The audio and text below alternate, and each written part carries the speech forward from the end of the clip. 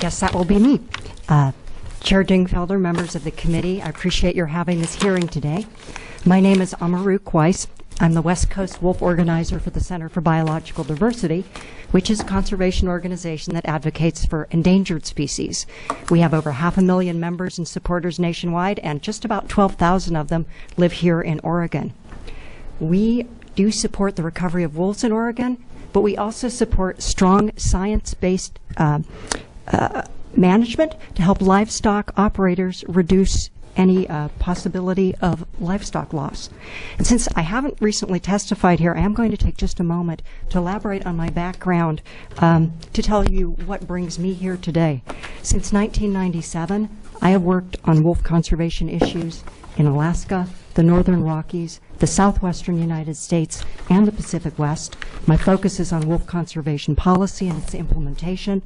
So I'm here today as a representative of the Center for Biological Diversity, but also because out of all the people testifying today, I'm the only person here that was appointed back in 2003 by the State Fish and Wildlife Commission to be a stakeholder representative on the Wolf Advisory Committee that developed the State Wolf Plan.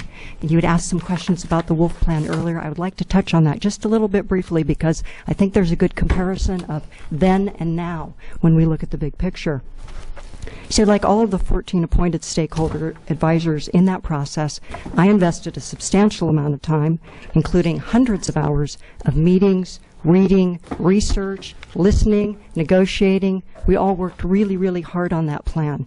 The plan that was ultimately crafted represented a social and political compromise. It set extremely low minimum recovery goals for the wolf population, and conservationists compromised on a lot of things that touch really quite to the core of their values. A strictly scientifically based wolf plan would have been more protective of wolves. We do know that the Cattlemen's Association, which is also part of the advisory committee, never signed on to the plan, and they've been rather opposed to the plan and legislative components in the time since the plan was adopted. So we've also heard that the background of wolves here in Oregon, this all arrived back in 1999 when the first Idaho wolf came across the border, and at that time state officials here didn't even realize that the gray wolf was listed under Oregon's Endangered Species Act, and they asked the federal government to come and take that wolf back. But by 2003, all of that had changed. 3 more wolves had crossed into Oregon, and all of them ended up dead. One was killed by a vehicle, the other 2 were illegally shot. And so by this time, the Commission was well aware that it had an obligation to protect a returning native endangered species, and public support for wolves at that time coming back to Oregon was overwhelming. A professional poll conducted by the firm of Davis and Hibbets back in 1999 found that 70% of Oregonians favored wolves coming back to the state. And the fact is, that figure hasn't wavered in all of this time. In 2010, you heard that the Commission undertook a 5-year review of the State Wolf Plan. And at that time, they received 20,000 comments on the plan. Over 90% of those comments said that they wanted more protections for wolves. This will of the people to preserve and protect the wolf, that can be accomplished. But at the same time, with science-based techniques, the cattlemen's interests can also be protected. We want livestock producers to get help in doing so. We realize there may always be some loss, but it's also important to keep the numbers in perspective. And you've seen some numbers here today and some interesting studies that are all worth considering. I'd like to throw out just a few more numbers here. The livestock industry in Oregon includes over 1.3 million cattle. Now, right now we have 47 wolves. Of those 1.3 million cattle, in the last year for which we have statistics, which is 2010, are the most recent figures that have been put forth by NASS, the National Agricultural Statistics Service, over 55,000 of those cattle were lost to weather, disease, and human thieves. 4 were lost to wolves that year. So the answer to keeping these numbers low is not to kill an endangered species, but to implement the conflict prevention methods. And the state already has programs for preventing conflict, plus a compensation program, plus this tax credit program. Back to the plan. When wolves remained endangered, the state wolf plan contemplated killing wolves as a conflict management tool, but only as an option of last resort. And instead, we've seen the department over the years come under political pressure to move a lot more quickly to kill wolves in direct violation of the spirit of the Wolf Plan and the letter of the law. This resulted in our filing a legal challenge 2 years ago, which you've also heard mentioned today. So in that time, due to the judge's order, no wolves have been killed by agency staff as a means to resolve conflict, and the sky hasn't fallen. Quite the contrary. During this time, the department, conservation organizations, and livestock producers have worked together to use non-lethal conflict prevention techniques. The wolf population has increased, as you've also heard, while at the same time, evidence shows that the wolf livestock conflicts have dramatically decreased. So I'm going to share my time here with my other panelists. I want to thank you for the opportunity to present our perspective on wolf management today in Oregon. And my fellow panelists are going to elaborate on these conservation, proactive approaches to coexisting with wolves that we and the vast majority of Oregonians all desire. Thank you. Thank you. Suzanne, do you have a presentation? Yes. Do you want me to jump in? Yeah. Or mine's short. Okay. Why don't you go while we're loading up the presentation? Mine's short, and I'll keep myself constrained to my written comments. Some of it's a little redundant with what Amaruk said, but Suzanne has some really good stuff, so I'll make sure I don't linger too long. Senator Dingfelder, members of the committee, for the record, my name is Rob Clavins. I'm the wildlife advocate for Oregon Wild. We're a conservation organization that represents over 10,000 members and supporters across the state, and they support our mission to protect the wildlands, wildlife, and water that make our state such a special place. As part of that mission, we work to keep common species like elk and meadowlarks common, and it also means working to restore wildlife like wolves and salmon that may need a little extra help retaking their place on the landscape. We also want to see wolf recovery that works for everyone. We want to see meaningful, healthy, and sustainable populations of wolves and all other native wildlife. That includes seeing farmers, hunters, bird watchers, and outfitters alike flourishing alongside wildlife. Despite some serious misgivings, we supported the compromise wolf plan of 2005 that we've heard about today, and we spent the next several years supporting ODFW's implementation of the plan, advocating for full funding, and defending against attacks against the plan and efforts to make it easier to kill endangered wildlife. It's worth noting, I think it's remarkable that in 2009, when the plan was put to its first test, the state fulfilled both the spirit and the letter of the wolf plan. We didn't celebrate the decision to ultimately kill 2 of the state's then dozen or so wolves, but we also did not oppose that lethal control. In ensuing years, we saw annual attacks on the plan and broader wildlife protections in the state legislature, at the ODFW Commission, and on the ground with continued wolf poaching. In 2011, ODFW was subject to increasingly intense pressure to kill wolves to address conflict, and along with other conservation groups, we challenged the state's decision in court. We're continuing now to work with the state and stakeholders to get back to the wolf plan that we thought we had in 2005, and though we can't share details, we believe we're close to a resolution that will hopefully be in front of the legislature this session.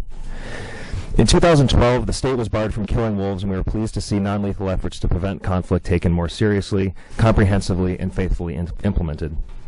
As you've heard, not surprisingly, wolf recovery got back on track, but along with that increase in wolf numbers, conflict also decreased dramatically, and that's what everyone says that they want.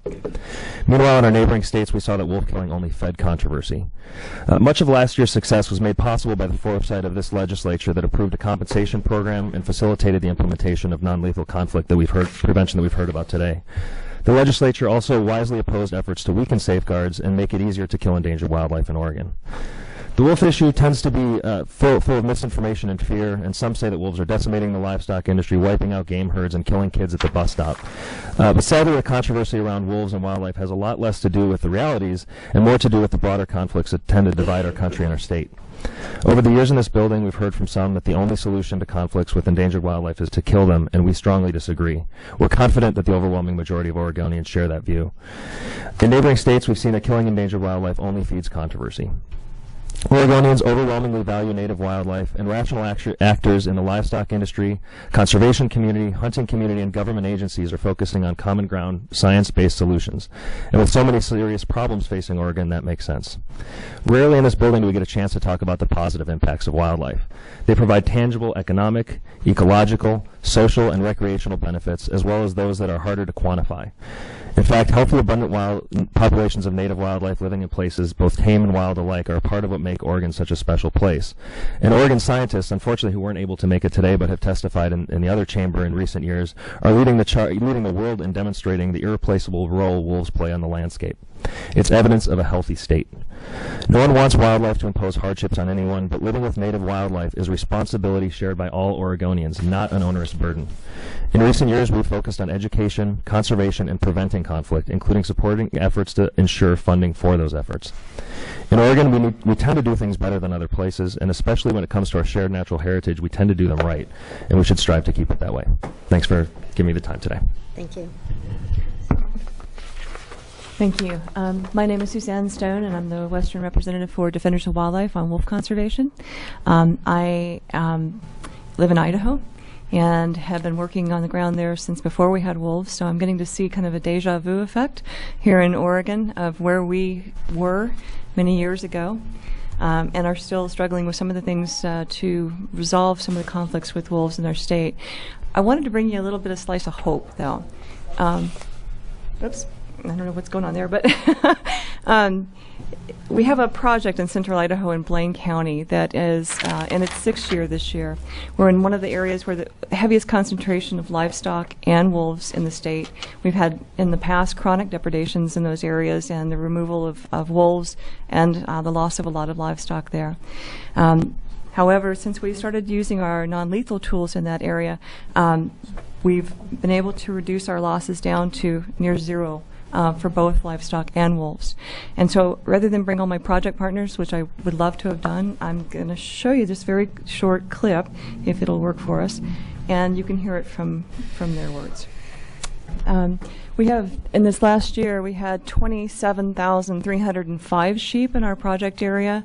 We lost 4 in one incident to wolves, and we had 3 new wolf packs in the region. We've got over 500 photographs of wolves. We have no radio-collared wolves left in our entire county, but we've been using the trail cameras to be able to document wolf activity, and we have actually pictures of wolves and sheep in the same spot within 48 hours of each other.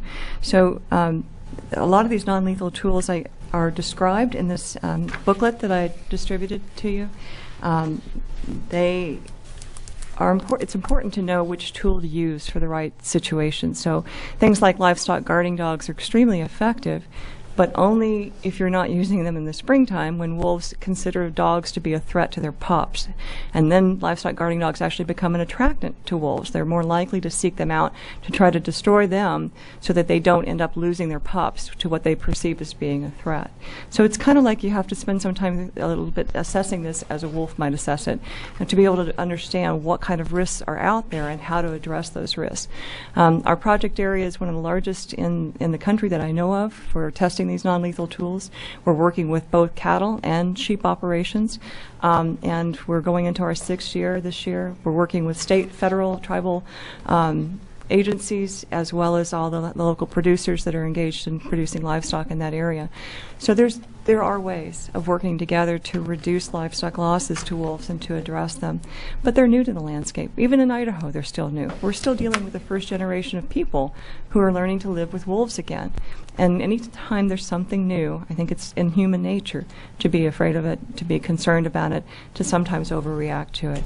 But if we can focus on trying to resolve these conflicts rather than just polarizing them, that's where our best use of our energy and resources are. Thank you.